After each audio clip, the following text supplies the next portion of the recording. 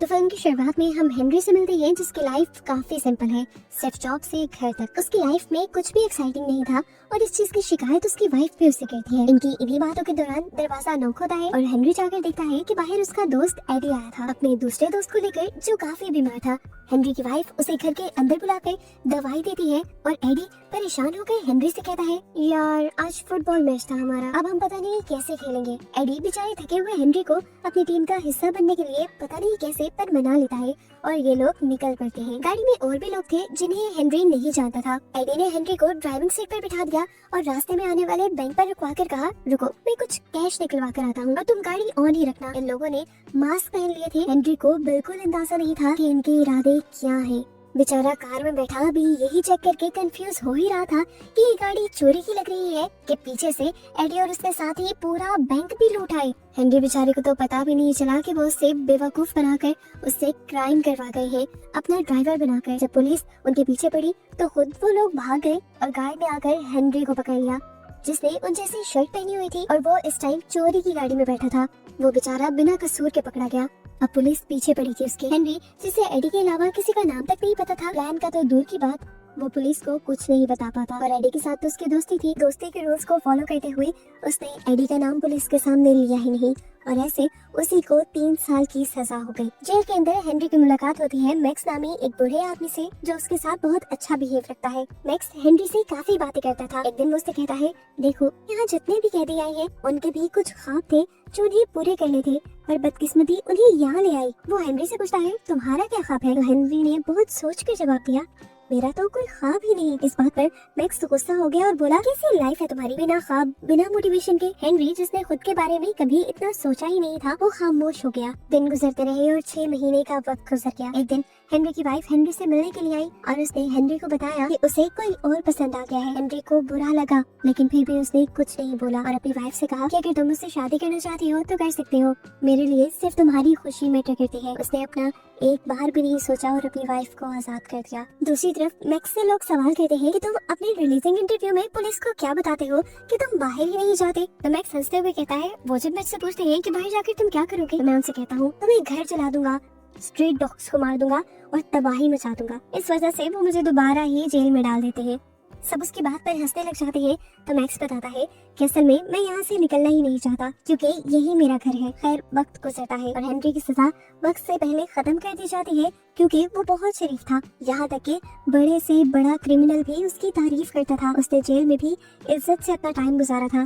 पर मैक्स ने उससे कहा, यहाँ चाहे जितना भी शरीफ बनकर रह लो, लेकिन जब जेल से बाहर निकलोगे तो दुनिया तुम्हें क्रिमिनल ही समझेगी और क्रिमिनल से ज्यादा कुछ नहीं। उस टाइम तुम्हें समझ आएगी कि तुम्हारी लाइफ बर्बाद हो चुकी है। जेल से निकलते हुए भी हेनरी को मैक्स की ये बात याद थी। वो सबसे पहले अपनी एक्स वाइफ के घर जाता है, वहाँ अपना सामान लेने के लिए, और उसे पता चलता है कि एडी का वो दोस्त जो बीमार होकर मूवी के स्टार्ट में उसके घर आया था, उसकी वाइफ ने उसी से शादी कर ली थी और अब वो प्रेग्नेंट भी थी। ये लड़का एडी का शुक्रिया करता है, क्योंकि एडी ने पुलिस के सामने उसका नाम नहीं लिया था, हालांकि वो भी प्लान में शामिल था। और उसके इस एहसान के बदले वो उसे बिजनेस में एक अच्छी डील भी ऑफर करता है, लेकिन हेनरी उसका सिर्फ शुक्रिया करके यहाँ से चला जाता है। खैर अब काफी टाइम बाद वो उसी बैंक के सामने खड़ा था जिस बैंक ने उसकी जिंदगी बर्बाद की थी। वो कुछ सोच ही रहा था कि एकदम से एक कार ने आकर उसे हिट कर दिया। पता चलता है कि इस कार के अंदर जूली नाम की एक लड़की थी, जो इस तरह हेनरी के गिरने की वजह से परेशान हो गई थी। इस टाइम बैंक का गार्ड आकर हेनरी को सहारा देता है और वो उसे पास के एक कैफे में ले जाता है। गार्ड ने उसे पहचान लिया था।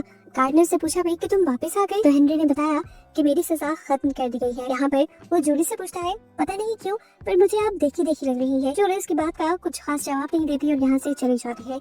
जिसके बाद हेनरी यहाँ के वॉशरूम में जाता है।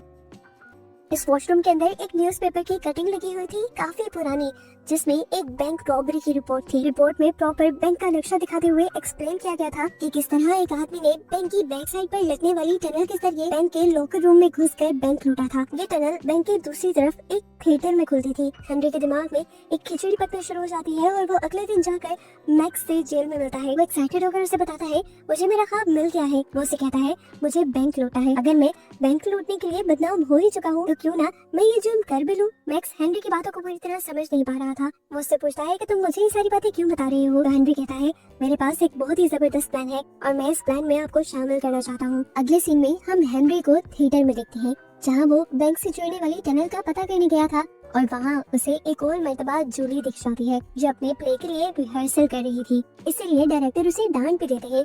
जूली अपने बुरे मूड को ठीक करने के लिए यहाँ से चली जाती है एक कैफे में, जहाँ उसके पीछे हेनरी भी आ जाता है। ये लोग एक साथ बैठकर कॉफी पीते हैं।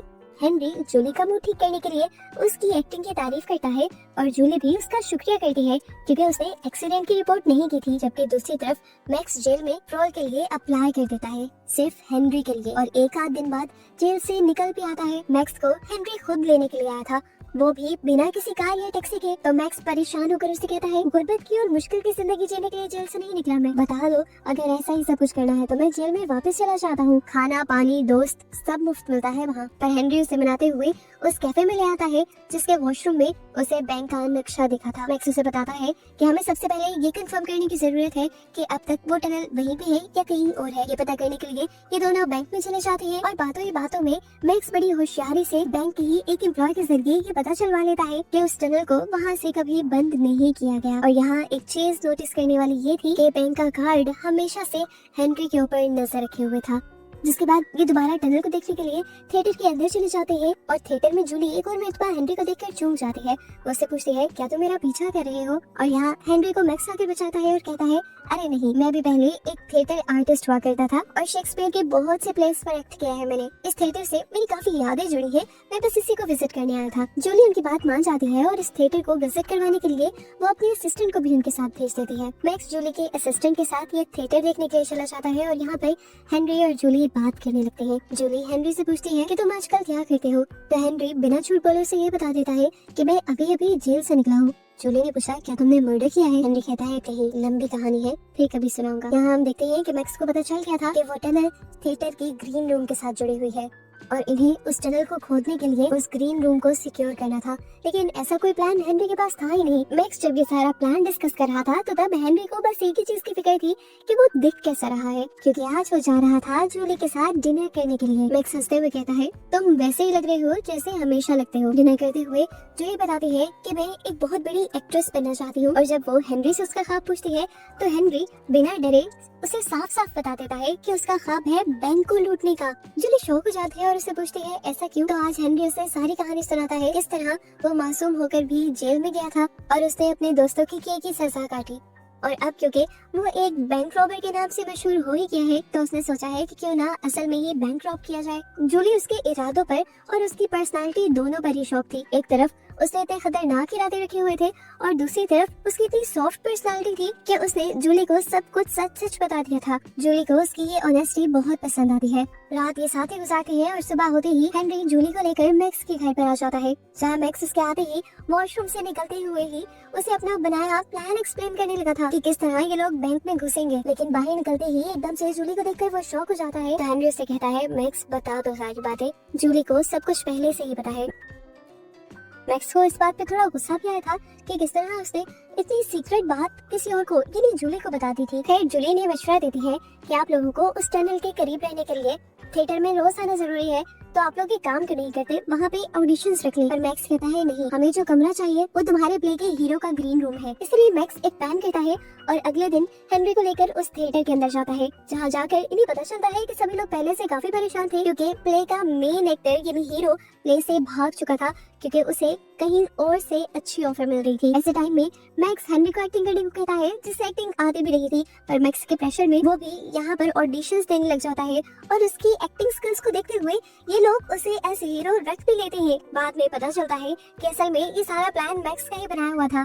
मैक्स ने ही उस हीरो को कहीं और से दूसरी ऑफर दिलवा कर यहाँ से भगाया था और ये बात जानकर जूली को बहुत ज्यादा गुस्सा भी आता है। खैर अब इस तरह करके इन्हें ग्रीन रूम तक एक्सेस तो मिल गई थी, लेकिन थोड़े ही दिन काम करने के बाद इन्हें ये बात मालूम हो जाती है कि इस टनल को अकेले खोदना इन दोनों की बस की बात नहीं है। इसीलिए ये लोग जाकर जॉन से मिलते हैं, हेनरी की एक्स वाइफ के हस्बैंड से, जो पहले भी एडी के साथ रॉबरी में शामिल था। जॉन से कहता है, इतना काम झाम क्यों करना, एक गन उठाओ, जाओ और जाकर रॉबरी कर लो। तो हेनरी से कहता है, मैं तुम्हारी तरह बेवकूफ नहीं हूँ। खैर ये लोग अपने बैंक लूटने के प्लान पर भी साथ साथ काम करते रहते हैं और साथ ही साथ हम देखते हैं कि हेनरी का एक्टिंग में भी इंटरेस्ट काफी ज्यादा बढ़ गया था। इसलिए नहीं कि उसे पैसे चाहिए थे या उसे थिएटर में रहना था, बल्कि इसलिए कि उसे अपनी लाइफ चेंज करनी थी और उसे अब एक्टिंग में और जूली के साथ रहने में मजा आ रहा था। एक दिन हम देखते हैं कि ये तीनों काफी रात तक खुदाई करने के बाद थिएटर से निकल ही रहे होते हैं कि पीछे से इन्हें बैंक का गार्ड पकड़ लेता है। वो इन्हें रोकता है और उनकी गाड़ी में बैठ जाता है। हेनरी को देखते हुए कहता है वो, मुझे याद है तुम ही उन लुटेरों के साथ थे जब लुटेरों ने बैंक लूटा था, और इस मरतबा मैं कुछ उल्टा नहीं होने दूंगा। ये सब लोग डर जाते हैं और उस गार्ड से पूछते हैं कि आखिर तुम चाहते क्या हो। गार्ड उससे कहता है, गाड़ी चलाते रहो। एक सुनसान जगह पर गार्ड गाड़ी रुकवा कर कहता है, मैं तुम्हारे साथ हूँ, मैं बैंक लूटना चाहता हूँ। उसकी बात सुनकर ये सब शॉक हो जाते हैं और उससे पूछते हैं ऐसा क्यों। तो गार्ड बताता है कि मैंने इस बैंक में 30 साल सर्विस की है। कुछ अर्सा पहले मेरी वाइफ बीमार हो गई थी। मैंने जब बैंक से हेल्प मांगी तो उन्होंने मेरी हेल्प करने से मना कर दिया। मुझे इंश्योरेंस के पैसे नहीं दिए और इस तरह मेरी वाइफ मर गई। 1 महीने बाद मैं रिटायर होने वाला हूँ और मैं बैंक से अपना बदला लेना चाहता हूँ। वो इनके प्लान को और भी ज्यादा इम्प्रूव कर देता है, वो डेट और टाइम बताते हुए जिस दिन बैंक के अंदर कैश आता है। जो बात सबको जोश में लेकर आई थी, वो गार्ड ने ये बताई थी कि उस दिन बैंक में तकरीबन 100 करोड़ डॉलर्स का कैश होता है। मैंने तुम्हें टाइम बता दिया है, इसके अलावा अगर तुम कभी लूट करोगे तो मैं तुम्हें फूल ही समझूंगा। गार्ड उनसे कहता है कि मैं बैंक के अंदर से तुम्हारी मदद कर सकता हूँ कैमरा को डिसेबल करने में, ताकि तुम लोग बाद में पकड़े भी ना जाओ। खैर अब अगला दिन आ जाता है और थिएटर के अंदर हमें दिखाया जाता है कि डायरेक्टर आज भी जूली की परफॉर्मेंस से बिल्कुल सेटिस्फाई नहीं था। वो जूली से कहता है, तुम ये प्यार भरा एक्ट कर ही नहीं सकती क्योंकि तुमने कभी किसी से प्यार किया ही नहीं है। तुम्हारा दिल टूटा होता तो तुम्हारे अंदर के इमोशंस जागते, और जब तक तुम्हारा दिल नहीं टूटेगा तुम एक अच्छी एक्ट्रेस नहीं बन सकती। जूली का दिल टूट जाता है और वो अपने रूम में जाकर रोने लग जाती है, जहाँ पर हेनरी उसके पास आता है और उससे पूछता है कि क्या हुआ। जूली से बताती है, हाँ मैं मानती हूँ कि मैंने कभी किसी से प्यार नहीं किया,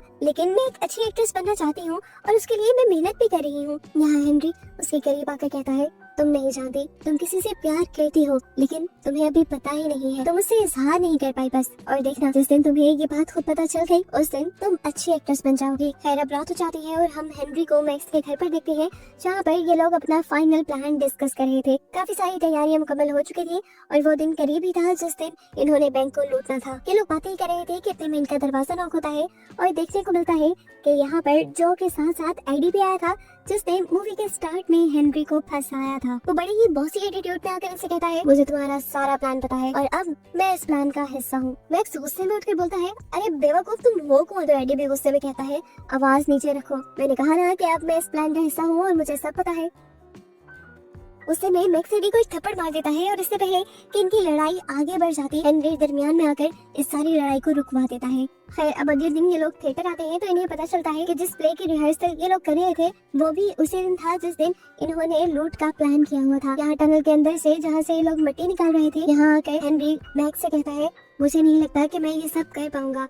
मैं जूली को छोड़कर जाना नहीं चाहता क्योंकि मैं सच में जूली से प्यार करने लगा हूँ। ये बातें सुनते ही मैक्स को इतना ज्यादा गुस्सा आ जाता है कि मैक्स उसे झंझोड़ देता है और कहता है, अपनी इसी बकवास के लिए तुम मुझे जेल से बाहर निकाल कर लाए थे। अच्छी खासी मेरी जिंदगी चल रही थी वहाँ। वो बताता है कि मैंने सारी जिंदगी जेल में काट दी ऊट पटांग के इल्जामों में, और अब मैं जाकर जब एक असली क्राइम करने लगा हूँ तो तुम मुझे रोक रहे हो। हेनरी जान गया था कि जितने लोगों को उसने इस प्लान में शामिल कर लिया है अब वो इस प्लान से पीछे तो नहीं हट सकता। इसलिए वो जूली के सामने जाकर ये बात कन्फेस कर लेता है कि जिस दिन उनका ओपनिंग शो है उसी दिन वो लोग बैंक रॉबरी करेंगे और फिर वो सब कुछ छोड़ छाड़ कर यहाँ से चला जाएगा। वो तो जूली को भी अपने साथ चलने को कह रहा था, पर जूली जिसका सारा करके ही एक्टिंग था वो अपना प्ले छोड़ने के लिए तैयार नहीं थी। ये बातें सुनकर जूली बिल्कुल फट जाती है और बोलती है, अगर तुम्हें जाना ही था और मुझे धोखा देना ही था तो तुमने मुझे प्यार के वादे क्यों किए? तुमने बस मेरा इस्तेमाल किया थिएटर के अंदर जाने के लिए। हाँ मेरी ही गलती है, ये मेरी ही गलती है कि मैंने तुम जैसे चोर के ऊपर एतबार कर लिया। जूली बिल्कुल टूट चुकी थी और हेनरी ये सारी बातें सुनकर यहाँ से जा चुका था।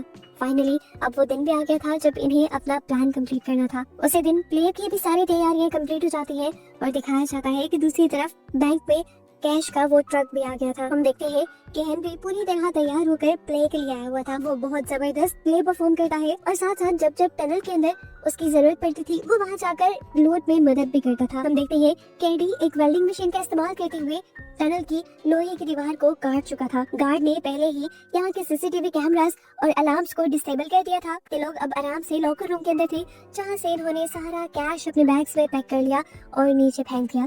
सब कुछ बिल्कुल परफेक्ट चल रहा था, लेकिन एंड पॉइंट पर आकर एडी ने इन सबको धोखा दे दिया। थिएटर रूम में आने के बाद एडी मैक्स के ऊपर गन पॉइंट कर लेता है और कहता है कि ये सारा पैसा मुझे दे दो। मैक्स इस टाइम भागा भागा खड़ा था कि ये सब क्या हो रहा है।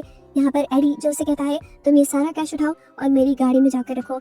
इसी टाइम पर यहाँ हेनरी भी आ जाता है। इससे पहले कि वो यहाँ पे कोई सिचुएशन समझ पाता, मैक्स मौके का फायदा उठाते हुए एडी के ऊपर हमला कर देता है और उसे खूब मारता है। हेनरी जो उसे छुड़वाने की कोशिश कर रहा था वो भी बेचारा मैक्स के धक्का देने पर दूर हो जाता है। एडी की गन भी अब मैक्स के हाथों में आ चुकी थी। एडी जब उससे अपनी गन वापस लेने की कोशिश करता है तो गलती से ये गन चल जाती है और हेनरी की टांग पर गोली लग जाती है। गोली लगा होने के बावजूद भी वो स्टेज पर वापस गया था क्योंकि उसे यहाँ से भागना नहीं था बिना जूली के। उसे एहसास था कि वो जूली के बगैर नहीं रह सकता। जूली हेनरी से कहती है कि तुम्हारा तो खून निकल रहा है। हेनरी कहता है इसे छोड़ो, बस मेरी बात सुनो। मैं तुम्हें ये बताना चाहता हूँ कि मैं तुम्हारे बगैर नहीं रह सकता। वो पैसे मेरे लिए कोई मायने नहीं रखते। मेरे लिए अगर कुछ ज्यादा इम्पोर्टेंट है तो वो तुम हो। जूली हैरान होकर ये सब कुछ सुन रही थी क्योंकि वो जानती थी एडी ये प्ले के लिए नहीं कह रहा, वो ये सब कुछ सच में कह रहा है। ये सब कुछ इतना नेचुरल, इतना अच्छा था कि थिएटर में तालियों का शोर गूंज उठा। डायरेक्टर ने भी लाइट्स डिम कर दी और जूली को इस सब का रिस्पॉन्ड करने को कहा। जूली यहाँ पर कुछ बोलती नहीं लेकिन अपने एक्सप्रेशन से हेनरी को हाँ बोल देती है। फाइनली हेनरी को उसकी लाइफ पार्टनर जूली मिल चुकी थी और रॉब के पैसे उसे कुछ दिन बाद मैक्स दे के ही जाने वाला था। और बस इसे सबको दिखाते हुए ये मूवी यहाँ खत्म हो जाती है।